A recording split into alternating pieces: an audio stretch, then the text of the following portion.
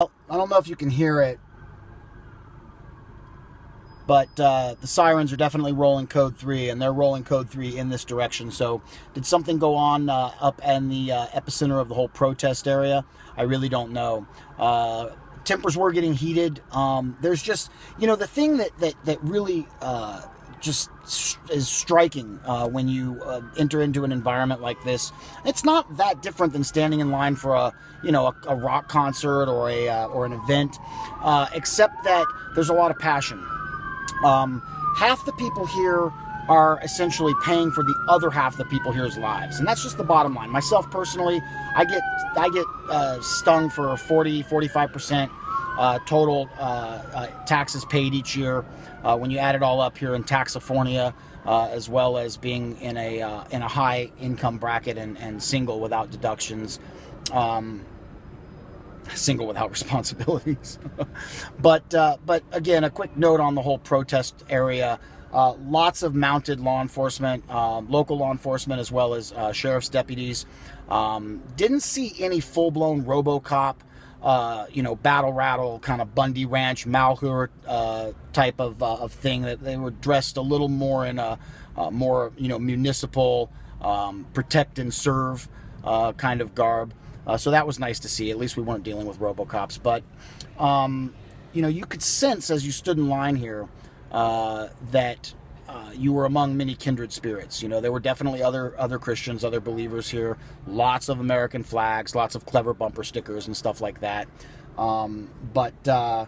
The first thing I noticed when I got here were just the air assets. We have helicopters up in the sky in LA pretty much all the time. It's so ubiquitous we call them ghetto birds.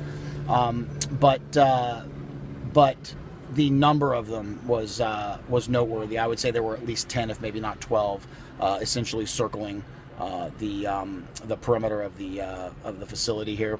Again, I mentioned in the previous video, and I'm not sure what, if any, of these videos we can use, but we're told that the facility holds 8,000, and there are I would say easily 12 to 15,000 people being turned away, and they, like myself, were holding tickets. Good political theater, sure. A waste of hardworking people's time on a Thursday evening. Definitely. So anyway, that's a wrap for trying to make the Trump 2016 rally. Truth be told, I didn't really personally give a rip about coming out here and seeing Trump. Maybe it's a bad taste in my mouth from when I went to Galpin Ford back in 2004 to support Schwarzenegger. Live and learn, right? Anyway, Brothers on the Wall debuts Saturday, May 14th. Our first guest is L.A. Marzulli. We have hired a little bit of staff. We've got our friend Sergeant Tim Weldon from San Antonio is doing our news aggregating and writing some original content for the show. And then our brother in arms, our brother in Christ, Stephen Minking from New York City. He's an old school Wall Street cat. He is going to cover the economic landscape for us. So again, Brothers on the Wall on Blog Talk Radio, Saturday, May 14th, with our first guest, L.A. Marzulli, and that is at 4 o'clock p.m. Pacific. 4 o'clock p.m. Pacific on Saturday, May 14th.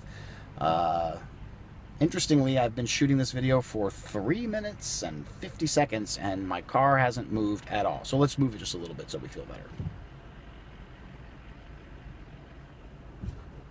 Okay, feel better.